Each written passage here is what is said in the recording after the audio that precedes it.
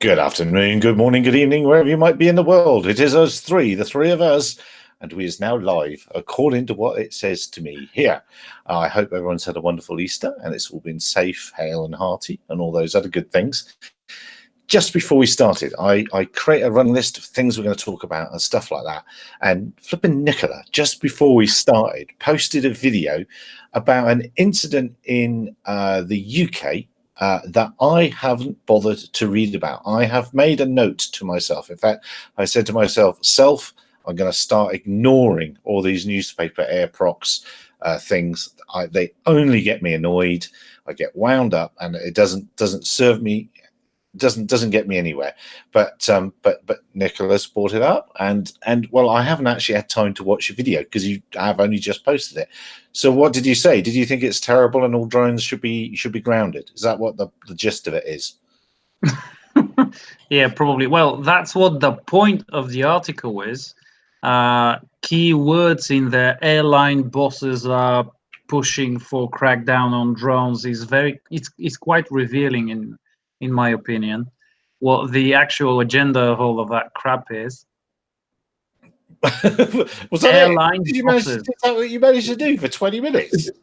Is that come as a surprise to you that the airlines are anti-drone? Seriously?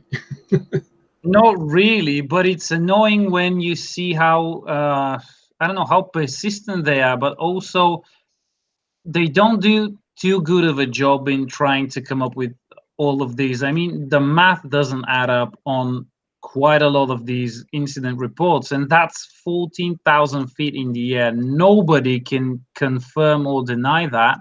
It's just a cabin crew member, and then the pilot saw them. How did the pilot see them? He turned the plane around to have a look? Seriously, this is ridiculous. These people have epaulets. They must be right. I mean, do you not know the ranking order here? Epaulets give you I've got them somewhere. A flying god. Well, the thing is, if you let these things just pass by without anything, like any response or anything, it's that thing you repeat a lie 1,000 times and then it becomes true. People keep hearing this on the news, and at some point they think, damn, yeah, things are really bad. I mean, things are going crazy. These drones, they're so dangerous because they don't hear anything to contradict those claims. Doesn't matter if they're true or false. They're crap. But doesn't matter. Nobody's saying they're crap on national TV, but you do hear quite a lot of reports. This, here, that, then, and yet death count is still 0.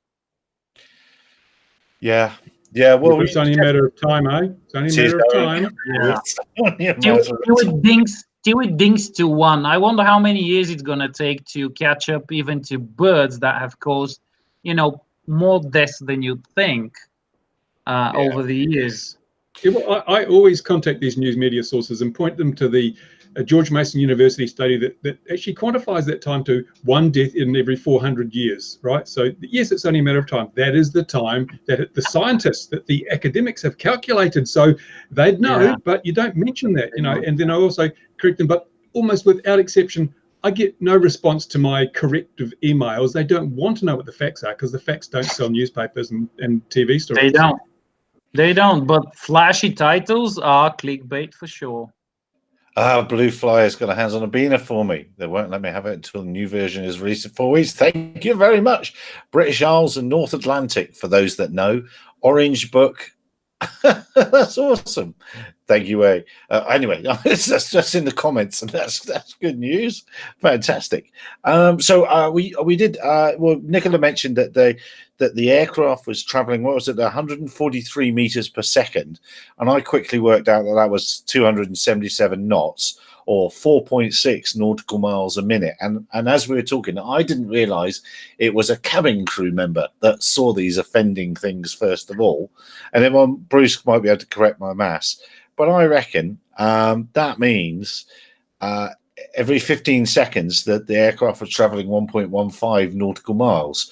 So if somebody looks out a window and says there's a drone, picks a phone up to the captain and say, "Oh, boss, Have you seen that drone out on the wing? Unless, of course, it was flying in formation with them at 277 knots. Have you seen that over there? I don't. Yeah, but the trouble is, we are always the trouble is we are preaching to the converted and to the choir here. None of us believe it. So what are we going to do about it? I have an angle here. We need to sell the media on a new story that aliens are now using drones. Instead of UFOs, they're flying drones. And this is actually visitors from outer space who are using drones to try and avoid detection.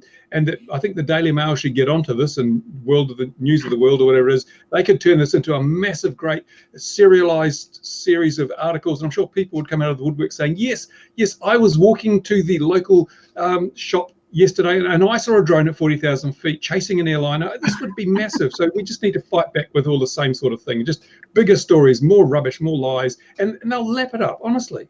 But do you think it'll ever be proved that people like Balpa and others are investing a little bit of time and money into, or I probably shouldn't have just named Balpa, but or airline organizations are lending a bit of time and effort to misdirection campaigns? Do you think they'll ever be proved down the way?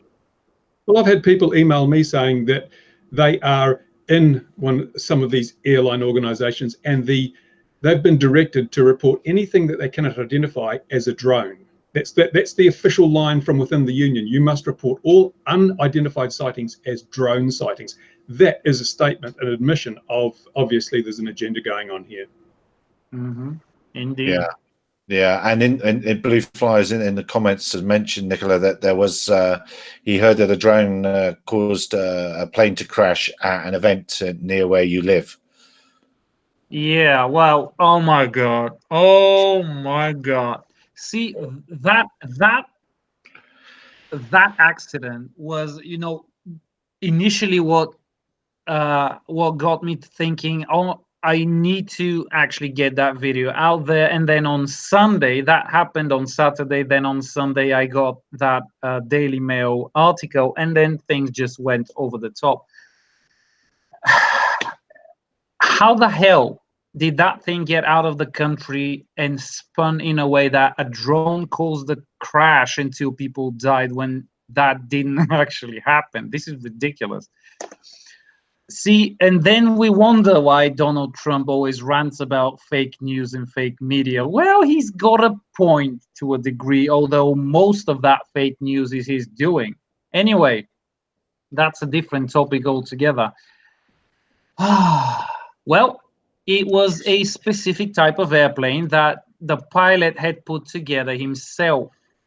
And if you look into I can't recall the exact model and name of the plane, but supposedly it had known issues with its construction. And actually there has been like a note or a direction from the FAA for all of these planes to be repaired before they can be flown again.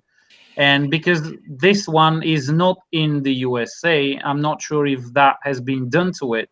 But the thing is, the plane was doing a demonstration flight before the drone race had started. And the prize for the winner of that drone race would have been a flight with the plane, like a 5 or 10 minute flight with that plane. So he was doing a demonstration. There were two pilots in the plane. One was an 18-year-old boy. Oh dear. That was learning to pilot. A demonstration, no drones in the air, everybody's looking at the plane, and then the wing detaches on its own, no drone intervention. It just detaches because the plane has got a constructive defect, and they crash and are fatally injured. And somehow that turns into a media frenzy with people going, oh, drone event at a drone festival, a plane crashed. But it's not really saying a drone didn't hit it. It's at the drone event a plane crashed and 2 people died, and your first thought is a drone must have hit it. You see, they're so dangerous. And somehow that gets out of the country apparently, and outside it's reported as a drone has caused the plane to crash. Well, the fact that this happened at the drone race has nothing to do with the accident itself. Could have happened during a training flight in the middle of nowhere. And I think they would have worked in a drone somehow anyway. Chris is asking in the comments, was it a Zodiac? Do you know what type of aircraft it was? Oh, okay. Let me hold on. Give me a second, and I'm going to try and fish out a link. Yeah, it's a. Actually, I do have a link under my video. It's a Zen Air CH601 Zodiac. Okay. And that plane has been known to have some issues with something. So at some point, it was not deemed safe to fly before those issues were addressed. And there's no telling if this person has actually fixed that. And it doesn't really matter. What happened, and there wasn't a drone involved. It just happened at a drone event. Doesn't necessarily mean there's a drone involved. I think it does speak to how manned aviation. Be a bit careful. I'm a pilot myself, but manned aviation needs to be a little held to a little bit higher standards and accounts. Really, if directives have been issued, then that should have been sorted. And whoever you're, I don't know how, if it's home built. Is there a home builders association there over there with inspectors that would then look at the aircraft and sign it off? I have no idea. I have no idea, but who knows? Assume it wasn't built to the same rigorous standards as the ultralight aircraft that was at our airfield recently, and that I followed around with my drone. And the guy in the ultralight never saw the drone at any stage, even though at some stages I was probably like 4 or 5 meters from the ultralight.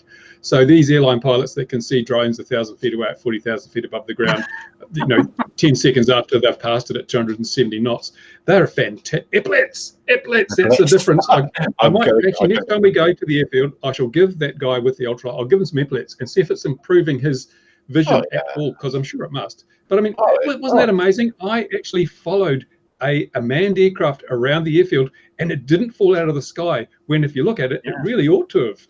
Shocking, yeah.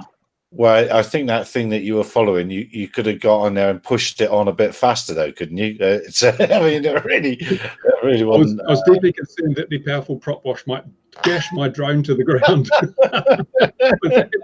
I don't know if it was an aircraft or just an assemblage of old pieces of scrap flying in close formation. Absolutely.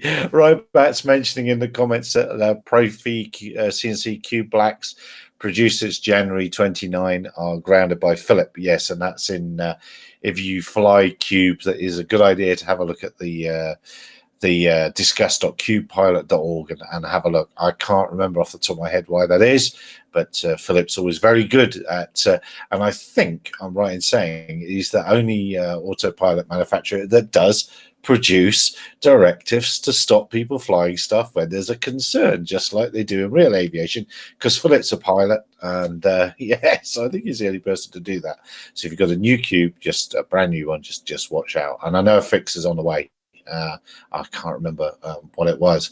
And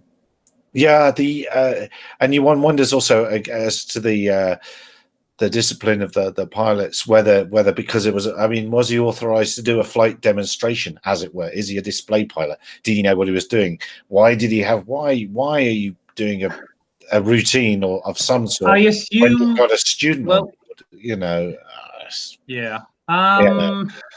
As you say, I'm not sure what happened. I'm assuming, a wing wouldn't just disengage mid-flight for no apparent reason.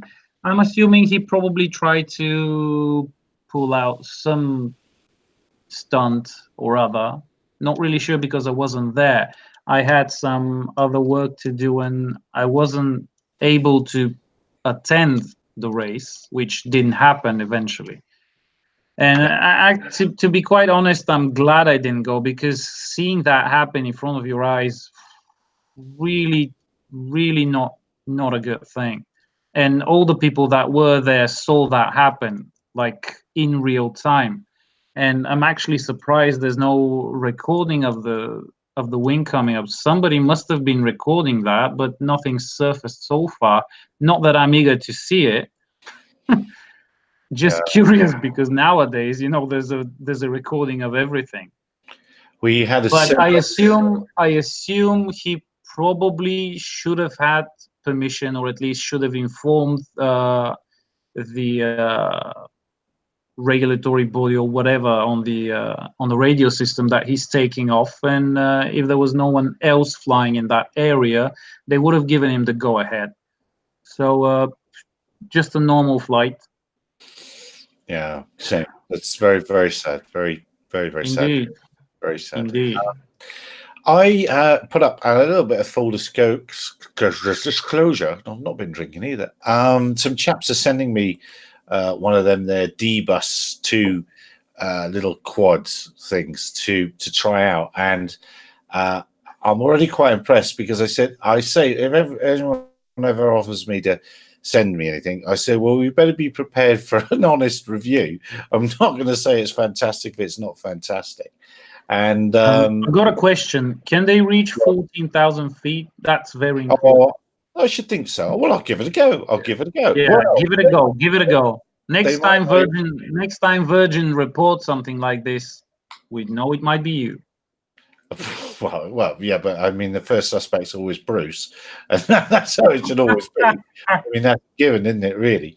Well, but I mean, I live up at fires. Although we're going into winter now with 5,000 feet, so a lot of these little plastic things just don't work up here anyway, especially on a hot day. But anyway, where I'm going with this is they had a little thing where somebody caught someone, a ne'er-do-well, in another back garden, and so they put a little press release out for that, and that was all very good. But I was amazed at the response from commercial operators, 3 of them in America, that had a pop at me about the privacy issues involved of the guy that was caught. I said, what? I didn't quite get that at all.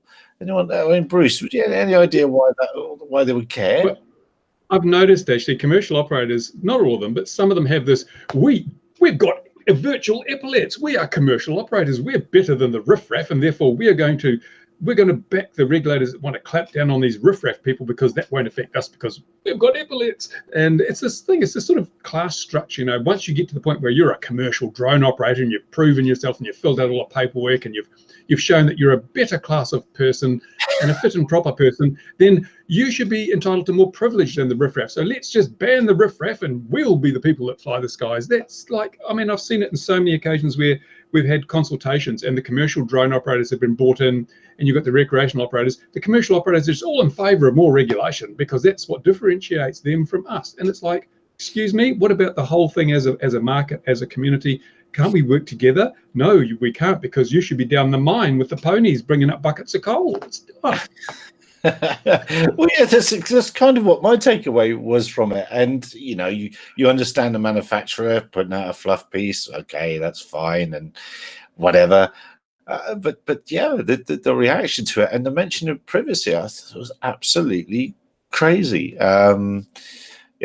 Yeah, but just that amused me this week. And then another thing that amused me, or interested me this week was, and we knew it was coming. We said last week, was it the week before last, we got the tip off that Wing, the Google delivery drones have been given the nod in America, and given the nod in the format of being a certified air carrier, which is quite interesting, I think, because that drags them straight into big boy regulations that might not be appropriate for them. I don't know. Did either of you have any thoughts on that?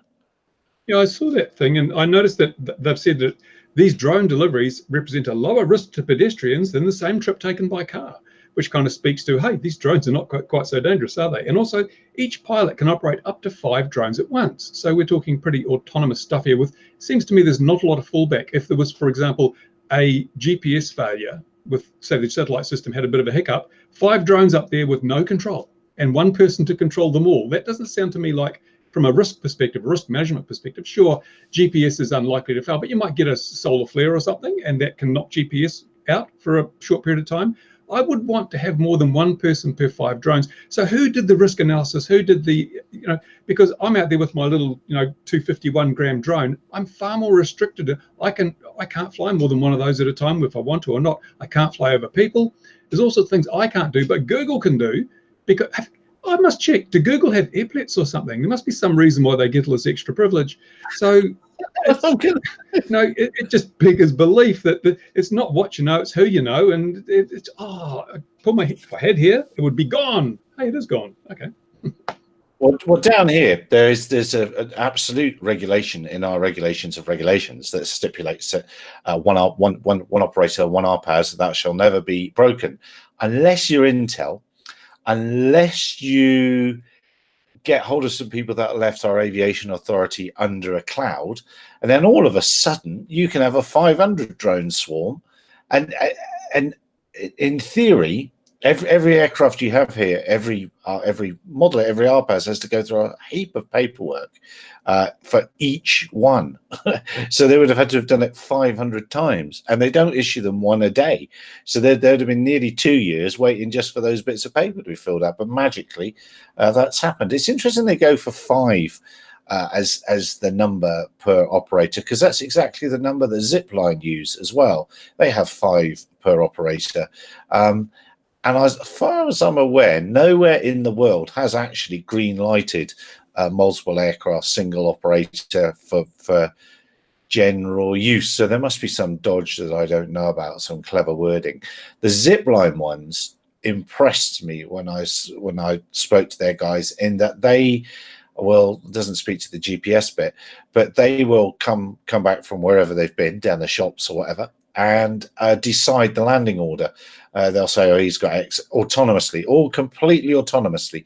No, the man is there to, I think, hit a button if it all goes horribly wrong, but it does it all itself, which that pretty much impressed me.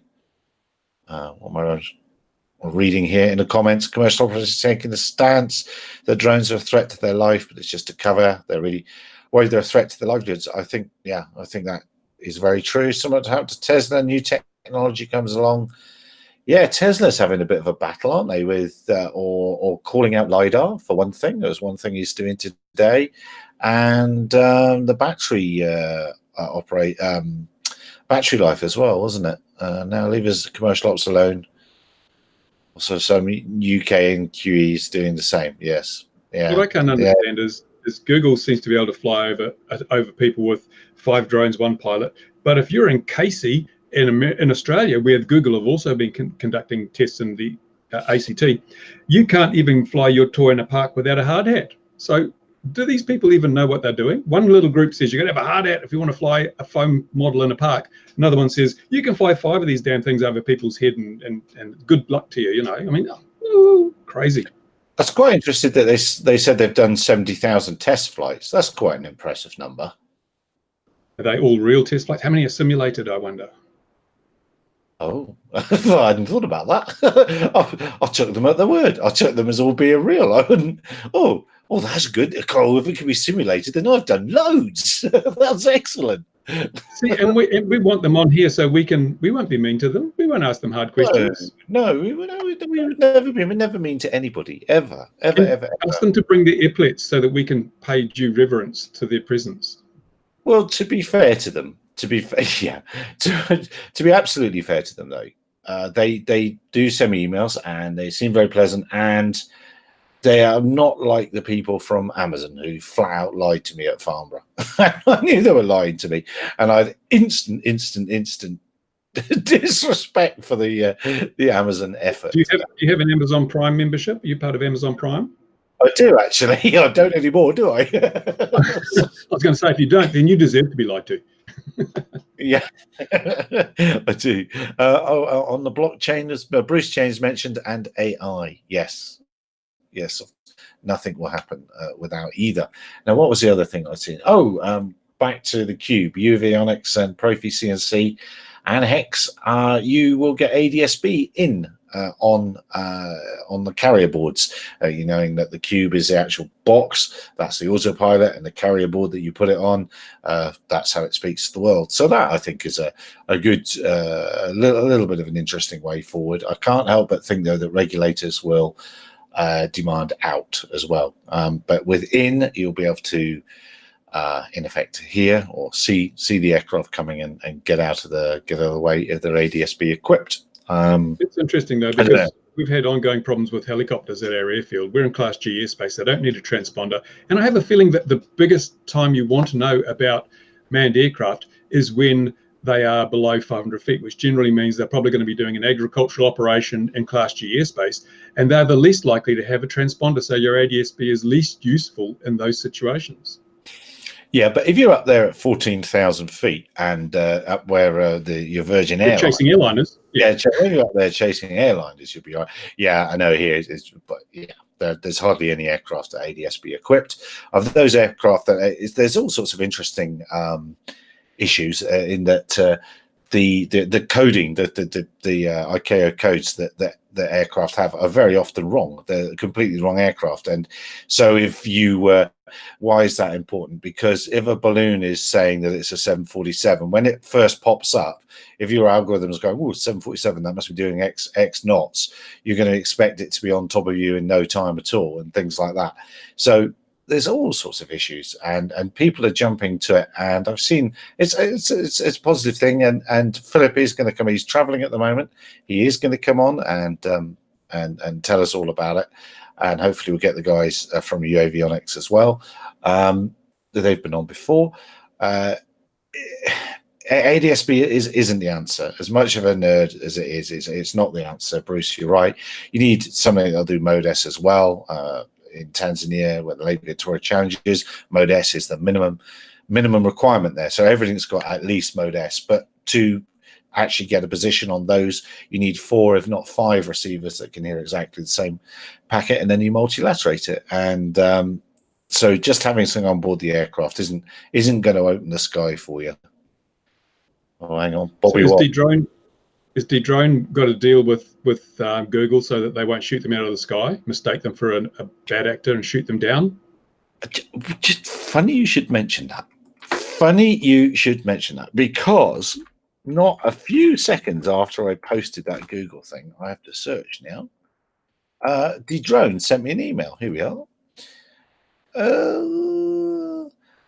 Gary, if you plan to follow the developments with Google Wings FAA certification, please let me know if I can be of any service to you regarding drone safety and airspace security. Below are some common questions we field regarding drone delivery services. Reach me anytime. Kind regards, Susan. I think this arrived in my inbox like 30 seconds after I posted. What security considerations should the public make when learning about the advancement of drone delivery programs? And so it's Susan the bot. It's Susan AI. So maybe Susan Friedberg. That sounds like a bot, doesn't it? What's their bottom line? How does counter-drone technology work? A counter-drone program integrates multiple sensors together, the most amount of airspace data for available, blah, blah, blah, blah, blah, and we're the best. Yeah, so obviously And then if we detect a drone, we will take it into our special RF anechoic chamber and shoot it down with our gun. Yes, because heaven forbid we take this gear outside in the UK and demonstrate it, because then we'd be in a heap load of trouble. Yes, as you say, we've managed every single drone that's come into this room. We've managed to detect and shoot down. Yeah, I know it's nonsense, isn't it? But obviously. Well, I suppose fair play to Dedrone. They know that the world's press are going to be jumping all over this and wanting reaction and wanting story and wanting a copy, and they've sent it to them. They've sent all the worried bits. Laws won't stop drone pilots with malicious intent. Innovation is outpacing regulation. Anyone who has a security system in place must now look to the skies. So there's your bullet points straight there for your next Daily Mail report, and they won't even. It'll say according to Dedrone. What can I'd be more worried about Zen Air light aircraft falling on me than drones, to be honest.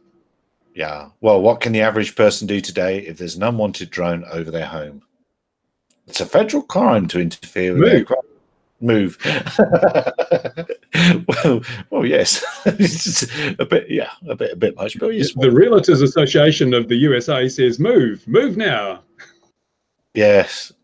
Oh, we need to scold Patrick on his choice of flavored tea lattes, apparently, according to Dropcropter. G'day, Adam. I hope you are well. And we should get Bobby Watts on. He's putting together heavy lift multis. Did anyone else see? You must have seen that guy. I should have put it in the comments. You know, with the multi-rotor seat thing, where it all lifts up. He flew around the town. Yeah. It was really well done.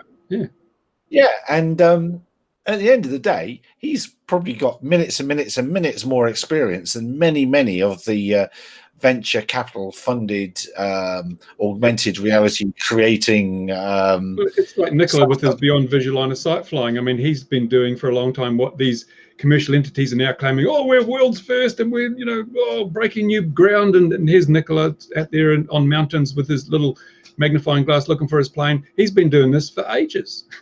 Well, actually, we didn't ask him. I don't think we asked last week. Have you found it yet? Well, found I wouldn't say ages, but in drone years, perhaps, yeah.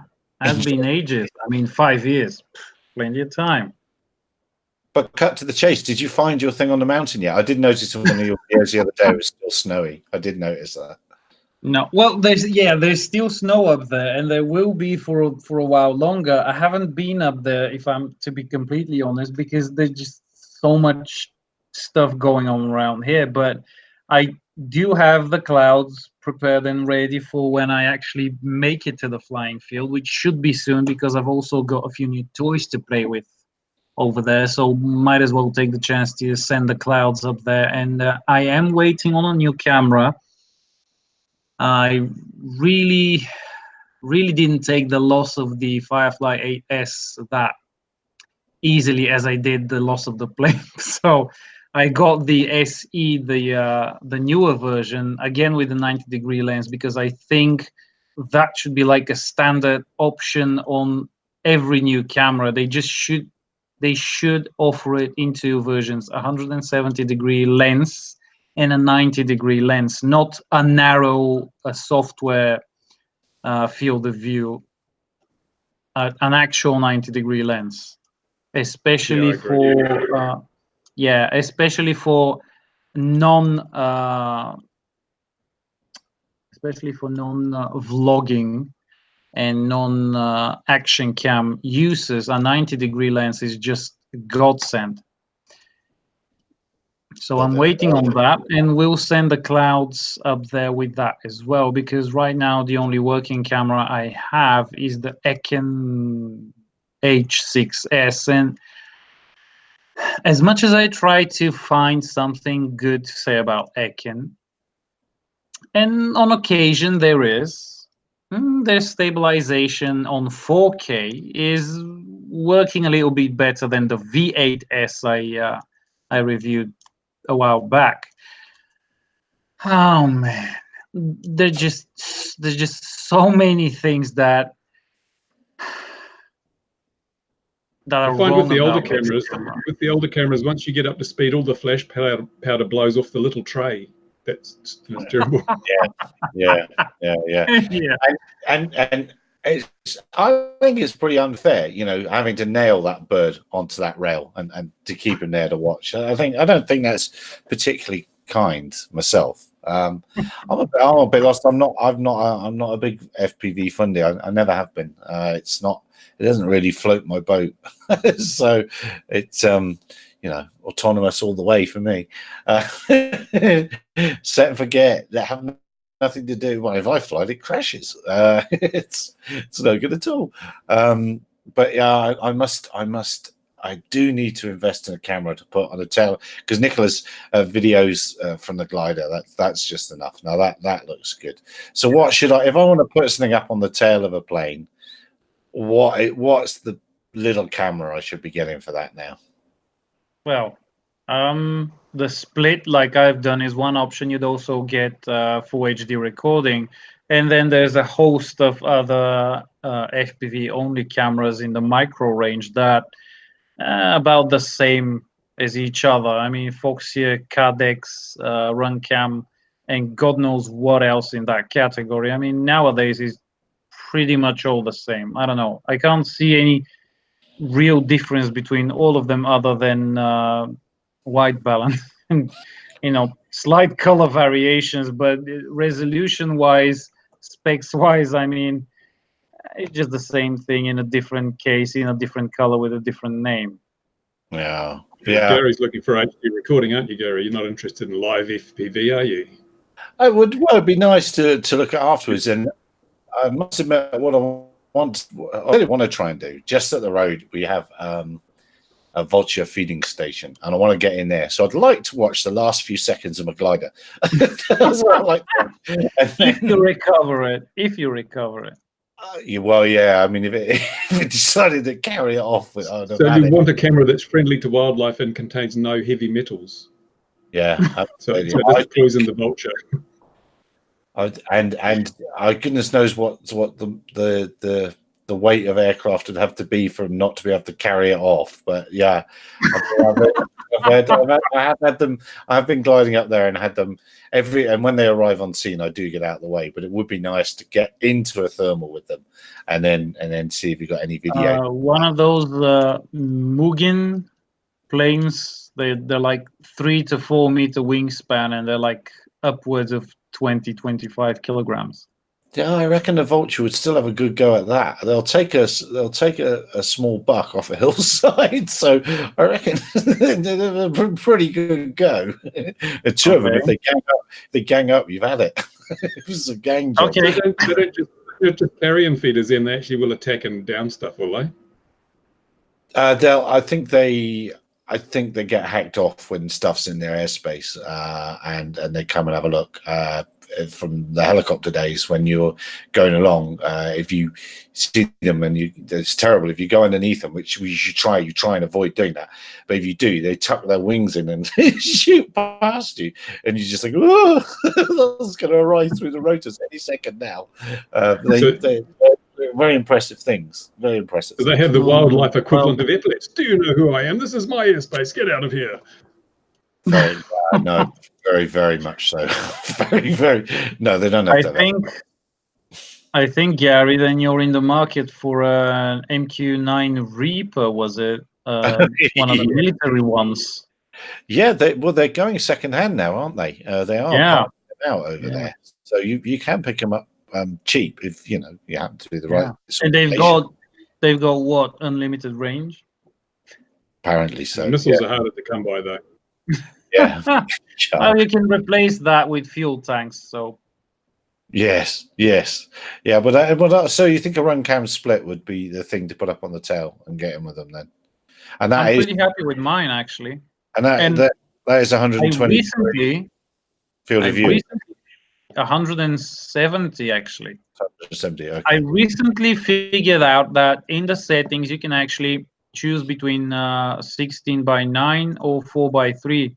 And funny thing is, 16:9 actually makes the image wider. Doesn't just squash it down. It actually increases the field of view, like really. Because I used to see, before I changed that, I used to see a little bit past the end of the flaps, and then I moved it to 16:9, and I see end to end. On the recording, that was always there on the recorded video, but on the FPV feed, I used to see only halfway through the wings. Now I see all of the whole thing, which is nice. So about 170 degrees, I think. Yeah. Well, I like the gliding. That's what I enjoy the most, I think. So it'd be nice to ride along, and I like that view. Just in the comments, Robert Elliott has just done his Part 107 test for another 2 years. So well done, you. And I think, we're up to. Chris says they just need to hit a control surface. What was I going to say? I can't remember. Quick, someone else say something else. Boo-hoo. Can No, that's Boo Boo's in the comment there. That is there. Yeah, it took 60 cam for flying vultures. That would be nice. If it would be nice to put one in and have that video as well. But so I'm not sure how long the model would last. To be quite honest. To be honest, one camera you could look at is the Mobius, the good old Mobius. I still use mine a lot because they're very light and they're also kind of long and thin, so there's very little drag from them. And I've used my, in fact, the video I did on that Outlaw 250, looking back through the prop, that was just a Mobius. They give, if you put the updated software in them, they give really good results. You can lock the white balance, you can lock the aperture and everything, and they give really good results, and they're not expensive. So never discount the old Mobius. Just getting long in the tooth now, isn't it? So, Bruce, lots of old airplanes arriving at your place, the microlight chasing. But is winter setting in down there and less flying occurring at your place? Yeah, it is starting to get a bit cold. And although actually it was quite warm on the weekend, and it's supposed to be warm the next couple of days. But yeah, it's cold in the morning, it's cold in the evenings, and it won't be long before it's, where the days are getting pretty short too. So yeah, it's the end of the flying season, but that doesn't stop us from flying, of course. No, I've seen your efforts, seen what you're trying to do. Yeah, Ron's away with the ladyboys in the Philippines at the moment, so that's slowed things down a bit. He's always a good source of entertainment. But yeah, we had a visitor from Australia. You probably saw that. No, it wasn't.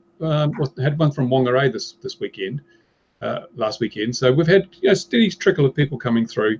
But I am feeling that things are in a bit of a lull at the moment, and it seems to be, as I've said in previous videos, it's a bit of a worldwide thing. And again, it's all boiling down to this whole regulation idiocy that's going on. And the sooner we get past that, the better, I think. I saw your chat with the very short coupled aircraft. It was somewhat pitchy. That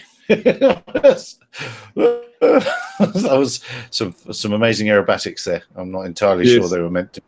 The one made by out of the package, the styrofoam packaging around stoves, and it didn't have a range problem, but there was an element of experimentation going on there.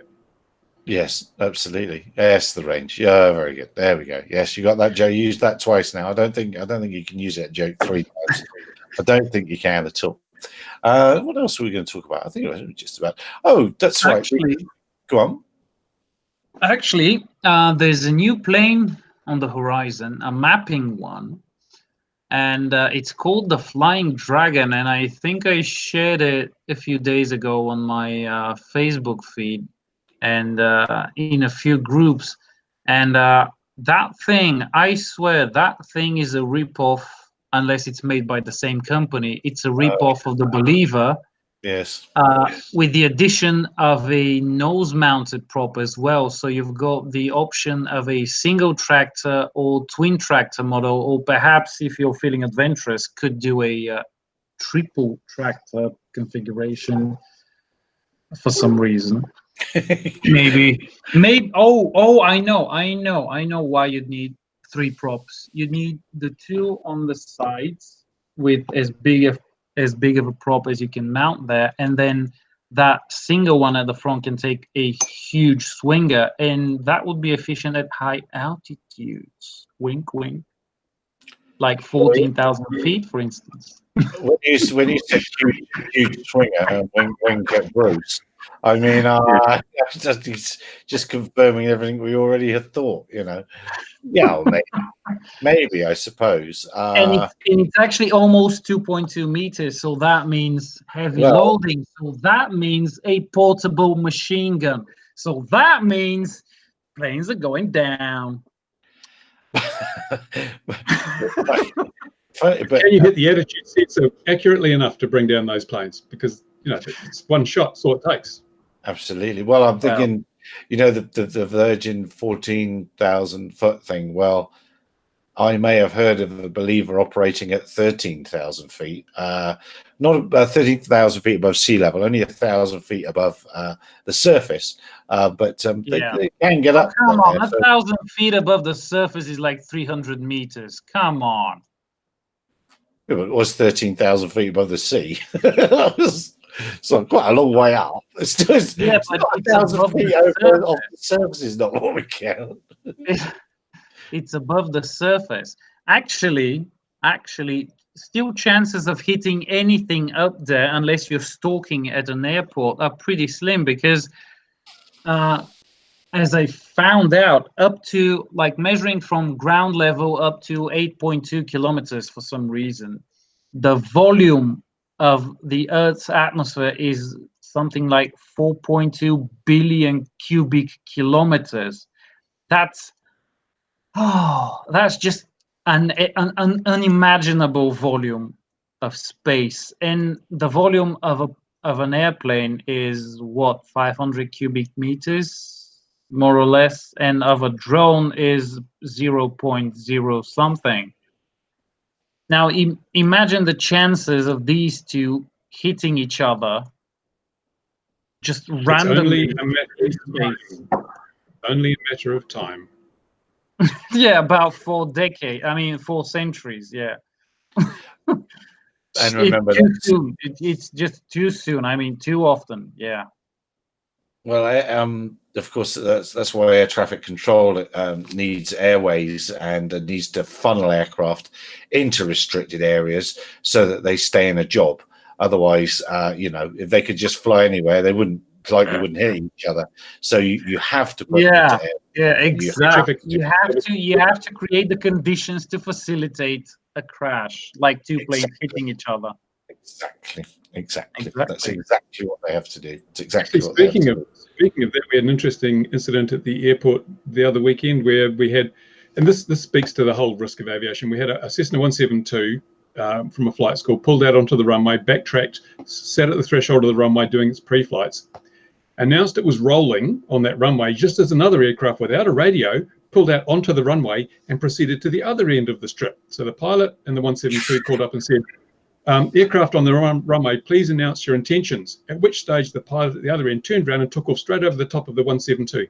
So there were two planes on the same piece of tarmac going in the same direction towards each other. And apparently that's nowhere near as dangerous as a drone. Wow. Well, actually, hold on. Imagine this. There have been cases where the tower has given certain instructions to planes, putting them at the same height, same course, whatever. At some point, they hit each other. I recently watched a documentary on some case like that. And but if that's not regulated, I mean, what are the chances of that even happening? Everybody's going to be flying at whatever altitude they suits them, and even if they go like 15 meters on top of each other, it's going to be 15 meters. They're never going to fly on the same altitude, because one guy's going to say, okay, I like 32,000 feet, and the other one's going to say, well, I like 32,234 because it's part of my birthday or something. Well, that's one of the issues with GPS, isn't it? Is that everyone used to fly IFR, I follow roads, and used to wander around a bit around the roads. But now, because people are flying direct on GPS tracks, if they're going beacon to beacon, they're bob online, and they never used to be that accurate. So GPS has increased the chances. A bit like, in fact, I can speak to Flam and the glider-based sort of ADS-B systems have increased the risk in thermals, because other gliders can see who's hooked into a thermal, and they all descend on the same thermal, and get to be a lot of aircraft in the same thermal. So in some ways, it's no, but it has increased safety a great deal. And funnily enough, in the UK Airprox reports came out this evening for April as we were going to air, and I think, what did I say? I think, wasn't there 20-something? I wrote it down somewhere. There were 20-something incidents, and only 8 of those were RPAS or drones or SUAS. That caught my attention that they put it like that. And so one of those incidents, one of those 8, would have been your Virgin flight. That's one of the reported ones. So we can discount that one straight away, chuck that one out the window. And where is it? And yeah, and the other one was Flam, was a glider, 2 Hawk aircraft. The glider was maintaining a listening watch on one frequency, but hadn't announced what they were doing, which this speaks to Bruce's thing a little bit. The other aircraft, no radio, was listening out, but hadn't announced it. Durham had seen on Flam on a certified screen, as it were. They'd seen a glider milling around, but didn't bother to tell the military controllers. And there was a lot of broken down telephones. But coming back to Bruce, and maybe talk about that some more in a minute. The surely to be taking off against each other, as it were, somebody was in the wrong as to which was the correct wind, unless it was flat calm. What was the wind doing that day? It was pretty light. I mean, obviously both aircraft took off in opposite directions and succeeded in the maneuver. So there was, it was probably pretty marginal. There's a bit of thermal lift coming through. In theory, the 172 was slightly downwind, but nevertheless, to enter onto a runway and backtrack without checking to see if the runway was in use is a bit of an issue. And then it's not mandatory to have a radio in Class G airspace, but pretty soon, by the sound of it, it's going to be mandatory to have a transponder on a drone. So how does that work? You have manned aircraft with no radios doing lunatic stuff like this, and you won't be able to fly your little drone without its electronic conspicuity because somehow that's a bigger danger. No, things don't gel. It doesn't make sense. Yeah, well, that's the Hawks. The Hawks in this glider equipped with FLAM, and somebody on the ground seeing it, and so the thing was seen, but it wasn't communicated. No one got the message across. Yeah, there's going to be manned aviation definitely has to come to the party, kicking and screaming, unfortunately, because we can, as we said with Profi CNC and UAvionics thing, we can at least hear quite easily the ADSB equipped stuff, if only they all had it. Chris, I think we should threaten to take the epaulets off them if they don't behave. I used to be made to. I hated wearing a bloody thing. It's so pretentious. It's so pretentious. We're mapping 1,000 hectares area just south of an aerodrome, hosting an air show. Local NOTAM office told us we wouldn't need a NOTAM as under 400 feet and outside of controlled airspace. Yeah, the whole week had low-level traffic on the radio at 1,500, but real life under 500, including a DC-3 followed by a camera heli. Yeah. Yes, that is the trouble, isn't it? It's non-compliance. Was air traffic control because the chance of turning in the same place? Yes, that's exactly, Ian. You've exactly got it right. Air traffic control is created because the chance of two aircraft being in the same place at the same time was so infinitely small that they put them into lanes to bunch them up a bit. That is exactly why it was started. And funny enough, they're kind of unbundling that idea now. I can't remember what it's called, but they're putting in big circular approaches into airfields, and they'll break off and come into the pattern off that circular approach. They're trying to get away from that linear sort of way of thinking, but the whole sky's got to go that way, and we'll be part of that whole sky. And why I am getting on my ranty horse. I'm going to do it quickly, but why on earth are we being constrained by ADSB? Or people are now saying, oh, it's a wonderful thing. It's a 30-year-old technology. It's 30-year-old. Even this brick phone that I've got here is newer than ADSB. So it's rant ends. Quick, rescue me, boys. Rescue me. No, we're not saying anything. You've made your bed line. Yeah.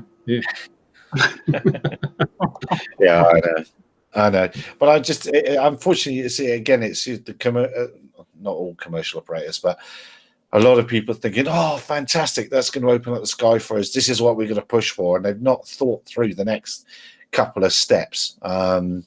It's easy to spoof. It's super easy to spoof ADSB. It's not secure. And it's an old standard. The proper certified GPS for ADSB are the old GPS, and they're not the modern ones with multiple constellations that can avoid spoofing to a certain extent. So does the Google Wing project, has that got ADSB on board? I don't know. I don't actually know. That'd be a very good question to ask them, because if they don't, it kind of and they've been given this authority to do all this autonomous stuff, then surely that blows this demand for electronic conspicuity out of the water. Well, yeah. But I mean, I suspect if it was me running it, I'd say, I'll tell you what, we'll give you a live feed from our ground control station into air traffic. Because then they have to adapt and get the air traffic system to interface with it. No, this is what aviation is about. It's about standards. So you don't have to have 1,000,001 different systems, all catering for something else, and each one having its own set of bugs. You have standards so that the the authorities don't have to cater to every whim that comes along. It should be the aviation authorities saying, no, you use a standard. We don't adapt to you, you adapt to us. And if you don't do that, you're not delivering pizzas over people's heads. Well, No, Google, go on. Google, they probably have considered this and have decided that this is too much of an outdated technology for their, forward-thinking company, which is, only fair. And perhaps they are using something, and perhaps they're going to offer them, like Gary said, some sort of, connection, a feed or something that's gonna go through a conversion of some sort to make it usable to them. But between the ground station and their aircraft, they're probably gonna use something revolutionary and modern and high tech and blah blah whatever. Well, that's my reasoning. Not trapeze gear then, or a dragon link. Well, not hobby gear, that's for sure. Yeah. From Hobby King, it's probably mostly. Well, it's interesting, isn't it? That go ahead in Australia that they got, they didn't actually get it, did they? They sort of got the regulatory go ahead, but the local council said, nah, not until you make these things quieter. So that didn't actually happen, did it? Well, that's the whole thing. When you look at all the different levels of requirements at different authorities and different, like councils want one thing, you've got the aviation regulator wants something else, and then you've got other groups wanting something else. It makes it absolutely apparently clear that no one has done an overall risk analysis to establish what the levels of risk are. Otherwise, all the requirements from the different bodies would be unified, they'd be in concert. You wouldn't have conflicting demands. They'd all know, yes, that's the risk, this is how we manage it. But everyone's done their own ad hoc, piecemeal, inaccurate risk assessment. And that's why we have so many different countries with different rules, so many different authorities within the country with different rules. It's a giant dog's breakfast. They need to take a step back, and someone needs to do the overall risk analysis, someone who knows what they're doing, not a bunch of academics who've never even seen a drone, except from the windows of their airliners. We just need to have someone that takes the big picture and does that risk analysis, and then everyone can draw their rules from the one risk analysis, and we'll get some commonality across nations, across authorities. That's where we need to go if we want this stuff to move forward. Yeah, it's a funny old thing, and it's a funny old thing. But at the end of the day, love them or hate them, it's because I've got to say love them because we want them to come on. Maybe they're not going to now, but Project Wing and the people with the delivery, let's say sub 20 kilo airframes moving stuff around, I think moving burritos and sun creams a little bit frivolous. But at the end of the day, that's a better path than saying we'll go straight to urban air mobility, where we're going to fly 6 people around in this huge multi-rotor, and we're going to be landing on the rooftops in the city, and everything else is going to get out of the way. I mean, at least they stand more of a chance at biting into that business one step at a time, rather than jump into UAM. I'm mystified at the renderings of venture capital being driven at urban air mobility at the moment. I just don't see it myself. I can't believe that drone delivery is still considered a viable thing. I mean, what are these people doing really seriously? Can you ever conceive of a time when you'll order something and a drone will deliver it to your backyard? I just don't see it happening. It's a solution looking for a problem. Yeah, we might have autonomous vehicles on the roads that will roll up outside, and you'll get an alarm on your phone. You go out and a little hatch will open on the side and you pick your parcel out. That's what will happen, but they won't be flying over our heads. So what is the purpose of this drone delivery stuff? As you say, maybe it's a door opener into the urban mobility thing. But even then, we've had urban mobility for years. We had helicopters and things. And if we can't have kids flying their toys over our heads, do you really think it's going to be safe to have 6 people hovering over your house? Look what happened in the UK when that helicopter crashed into a pub. We've seen the risks, and if we can't accept the risks of people flying foam planes in parks, we can't accept the risks associated with hundreds of kilos of meat floating over your head about to fall on your house. These things just impractical. As I say, solutions looking for problems that don't exist. I think it's just it's like the dot-com boom. Everything's a great idea until suddenly, where's the money? And that's what's going to happen. We're going to have the drone crash, and it won't be a physical one. It'll be the market will come to the realization that drones aren't a solution for everything, and that maybe we need to go back to basics. But Google and the hobby will thrive again. Well, we've got to undo all the ill-found regulations, haven't we? That's the trouble. There What do won't. you mean there are regulations? Didn't someone tell me about this?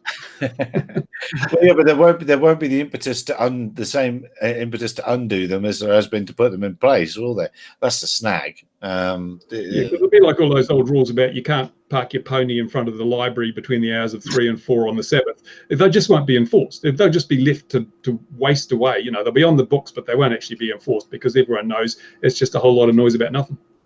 Yeah, maybe that's the case. Chris says in the comments, drone delivery is just a good way, to steal cool tech when it arrives. Yes, no, exactly. But I delivery drones. I can. Yes, for emergency purposes, I can see they could have a use case. But for sun cream and burritos, that's a bit modern age, frivolous. But you've got to beat here. You've got to be able to beat somebody on a motorbike that's loaded beyond reasonable expectations. You've got to be able to beat them straight away. You're going to be all weather, haven't you? You've got to be in Europe and the rest of the world. You've got to be able to beat a spotty youth driving a van. If you can't beat him in all weathers, then you've kind of had it. Across little bits of water, rough terrain and stuff like that, medical supplies, I get it. But Google must have spent, or Project Wing must have spent quite a chunk of money on this so far. So they must have a. Google spent a lot of money on a lot of projects that they've canned. I mean, Google has a history of starting up projects, spending huge amounts of money, getting them to the point where people are going, and then going, sorry, we're shutting that down. You know, I mean, like, this is the way they do things. And out of every 100 projects they start, they might get 2 that they persist with because they can see a financial benefit to them. But with drones, I think you're going to find Google will shut down their drone operations because there's no money in it for them. Yeah, well, the guy running has got a fantastic name, or Astro Teller. So, I mean, that to me is enough to let it keep running forever. I mean, with a name like that, I mean, how can you possibly go wrong? Yes, it'll be interesting to see. Well, all right, if you want to pin a tail on a donkey, when will the drone delivery thing start fizzling out properly? I'll give it a couple of years until they realise that it's just, even when they get the regulatory authority to do so, there's just no demand for it, because you get again, you know, you can load a van up and you can deliver 100 packages for, you know, $20 worth of gas. I don't think you'll be able to do the same when you look at the capital cost of having the equivalent number of drones out there, and then you've got to have all those batteries and, you know, the recharge times and that sort of stuff. You know, when you work it in, you've got to have high maintenance levels. All you got to do is have your vehicle with good tires and brakes, and you can put it on the road. But if you've got something flying over people's heads, there's going to be quite a high threshold for maintaining that to a safe standard, and that's going to have people inspecting it. And all these things are costs. So the actual cost of running a drone delivery business will not be as low as I think a lot of people might expect. Yeah. Chris is saying we have these laws in the New Zealand. Helmets compulsory on bicycles, not allowed to ride bicycles on the footpath. Police are hard for the first few years, but it's so relaxed now. And Ian saying guests flying defibrillators could be a thing to save people. Yeah, I think there will be those niche use cases, but nobody will be making a shed load of money out of those unless the people running those services find a way to kind of rip people off, because should life save anyway, you know. Well, maybe Google are looking far ahead and saying, well, this UTM market could be big. Maybe we want to be in a position where we have our proven trials, and then we, as Nicola was saying, or you're saying, providing an interface to the air traffic management systems. And then if Google are doing it, well, Google are the internet. We'll use their system. And so Altitude Angel and the Air Maps, they can all take a hike. We're going to go with Google because it's a big name. So that may be their thin wedge to get into this market. That's maybe where they see the profit. Well, that's what Amazon's doing. That is part of their plan, is to have their own UTM, even though they have no aircraft. So at least Google have tried with the airframes, and then we'll have an honest opinion about problems and issues faced, because they've done it. You can't take that away from it. They've done it, so they have an honest understanding of what's happening, I guess. Okay. But there they are, flying around in the upper atmosphere all around the world. What? Is it cold there, Gary, in South Africa? Because you were frozen for a while. Well, it's probably just as well. Where were you doing that freeze frame thing that was popular a few months back? Oh, somebody tried to explain that to me, and I didn't get that at all. Where did I get to? Which bit of my rant was I at? You don't think we were listening, do you? Well, was gonna say the same thing. There's also that. There is also that. Actually, on the topic of deliveries, I don't know. I really don't understand why all these big companies are throwing themselves at deliveries, but I think they should be looking at what DJI is doing. Because DJI have proven themselves to really be able to sort of sense where things will be going and put some effort into that direction. That's what they did with the camera drones. That's how the Phantom 3 came, and then they improved on that with the Inspire. And then the Matrix series came out for industry, and those, as far as I know, are a big hit. And I think they got something of a monopoly over there, excluding the DIY copters that on occasion are necessary. But if you're willing to spend the money, DJI have got you covered in a lot of instances. And the products they offer are just, they're annoyingly complete. They Yeah, are. because they offer an awesome package, and you know it's gonna work. That's the thing there. It's not just a pile of random components that you then somehow have to try and make work.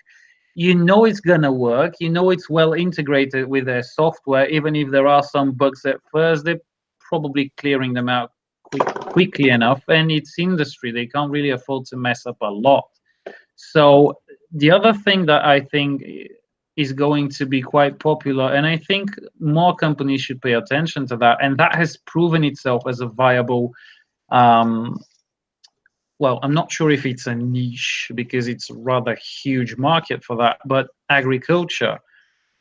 You know, even rudimentary copters with the right camera can do wonders for crops. Well, And I think I might have to disagree with you there. I think that's a super overhyped industry, and there's not enough. A good farmer can make better judgments, better using his experience than an automated system. If you've got a high value, it's not about whoa. It's not about the automated system. I'm telling you this because I've got some observation on something like this happening around here. There's a company here that developed a drone. It's nothing special, just some motors, a controller, a frame. Yeah, they did develop some anti-vibration mounts and stuff like that to help them along the way. But the copter itself is nothing specific, but they started mounting multispectral cameras and whatnot on it, and they did a whole integration with the software analysis, everything. And they claim that what they've done so far has been able to increase crop yields by 40% while reducing expenses and pesticides. Yeah, and all of that by a big percentage by optimizing all of that. So I think there's something in there, and especially that is going to be like optimizing every single bit of it, because if you've got thousands of acres of land, no matter how much experience you've got, you can't walk through all of them and see what's what and where you need to put more effort and where everything's fine. You've got it on the tractor. It's on the boom of the tractor when you're going. You've got cameras mounted on the cab. When you're putting the seed in, it's watching. When you're driving and doing your spraying, it's looking at and it's not. Yeah, but that's the thing. It's going everywhere and spraying everything. So what does it matter if you see it when you've already sprayed it? No, it's looking forward, and then it sprays along the boom where it's needed. It detects. Well, that bit needs it. Okay, but then you need to have the tractor in there, like go through all of that.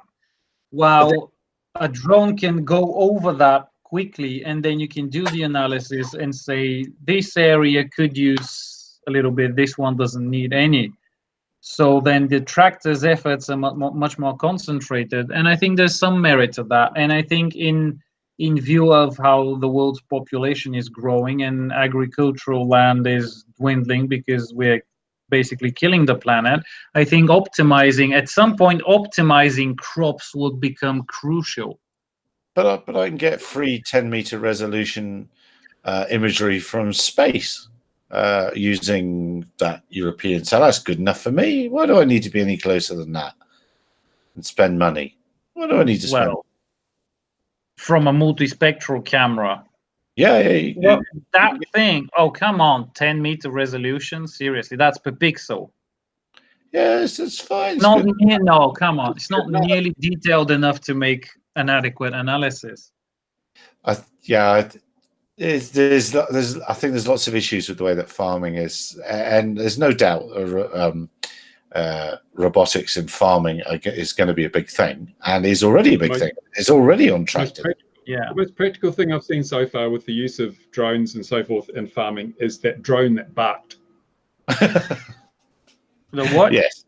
The drone that barked. Yes, go round the sheep up. Yeah. Yeah. All right. I do think the well, if it was really that good, then the whole of America would be full of farmers using RPAS, and they're not. It's not happening yet. Well, farmers need a bit of time to catch up. They're not really, on the forefront of technology. And see, DJI didn't come out with a delivery drone, but they did release a spraying drone. Yeah. It is interesting that they're not playing in the delivery drone space, isn't it? That is interesting. Yeah, and funny thing, a few years ago, I'm gonna have to go through my YouTube channel and see exactly how long ago, but perhaps it was a good amount of time before DJI released their drone. I had that idea of mounting sprayers on a copter, and I did build that huge 8-motor frame for that. And there are these accelerator programs around here that, you go to them with their idea and they give you some money and you try and realize it within a certain amount of time. And I did go to one of those accelerators and I did explain everything. I showed them the drone, show them how it works, and show them my idea. And there were actually, in addition to the manager of that thing, there were 2 people that supposedly were, involved in some way with drones there. And they just sat there and looked at me and thought, well, not thought, but I guess they thought it at some point, but then they said it.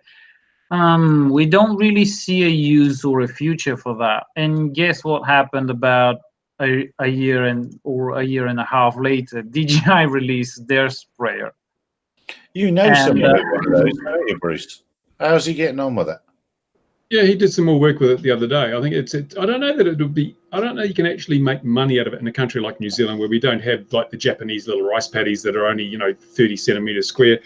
It's good for inaccessible parts that you want to get to, but then again, it's really only weed control because you're not going to be growing any crops in an area you can't reach. So it has applications, but again, you can hire someone with a quad bike and a backpack to do the job for half the price. And so I don't think anyone in New Zealand can make a lot of money out of it. And also in New Zealand, where people are doing that, they tend to be doing it with the Yamaha helicopter because it's far more capable in terms of load and endurance and so forth than an electric multi-rotor. So it's a solution looking for a problem. In some areas that problem does exist, but in general farming, like in the Midwest of the USA, forget it. If you could convert a Piper Pawnee or something to robotically flow and turn a full-size aircraft into an RPAS with some clever servo stuff, then you've got a product. But something the size of a Agris, not in a big area like that. And I was actually going to mention that MMC got a big contract in China for power line inspections. So DJI aren't quite the only show in town, though they say it's a big contract, but it's $3 million US, which I guess there's probably 2 minutes earnings for DJI. But it's thereabouts. It's good. It's good that there's another company is at least giving them a go at home in China. And I thought that also was interesting in itself. You'd almost think that the Chinese government would insist it should have been DJI gear, but plainly not. Well, I think it's about time they got some competition. I mean, come on. Yeah. Yeah, I had a little hexacopter from then. It was very, very good. So I quite like them. So I always keep a half an eye on what they're doing. Which company is that? MMC. I can't remember what it stands for. It's like Magic Multi-Rotors or something like that. Some weird Chinese definition, but yeah, Right. it is some weird thing. But they seem to be giving it a go, and they're doing large systems, large hexacopters, big jobs. Yeah, because there's no more, because of DJI, there's no more money in small video copters. I mean, they've completely monopolized that market. I think. I mean, you go out there, what are you gonna buy? A Parrot or a Solo or what? A Karma? Where's Louis? He'd be praising the Parrot. Oh, Parrot's really good. Five Well, minutes no of company. 5 minutes. 5 minutes of research is gonna land you with DJI. So. Well, yeah, unless you want it to look up, and then it's going to be a Falcon 8 or it's going to be the Anafi. It's one of those two. But Pro Racing Mini Quad. Whatever happened to the GoPro Karma? That's what I want to know. they did can it, didn't they? They officially canned it, I thought. Well, Yeah, they it's were selling actually some still really sold. ones here. Some stores still have stock even here in Bulgaria. You can see it my around word. stores here and there. Yeah.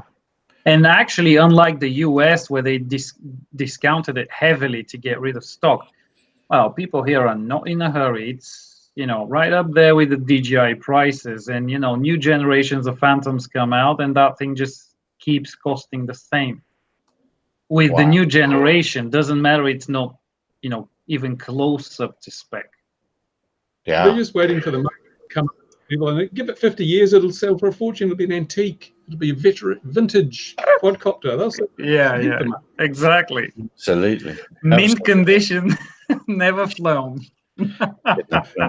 Goodness me. Look at the time. It's gone quarter past. We've ranted and ranted and ranted. So before I put the hammer down, anything else catch anyone's eye? I said with my pointy pen, I just realised how pointy it is. Yes, that's right. I'll get in one way or another. It's not so far around from going around here in the Southern Hemisphere. All right, gentlemen, thank you very much. Normal service will probably resume next week when everyone's back from Easter. Dear viewer, I hope you've had a great Easter again, and I look forward to seeing you again 2100 GMT next Tuesday. Cheers, chaps. Take care, everyone. Bye-bye. Bye-bye. Bye-bye. Bye-bye. Bye-bye.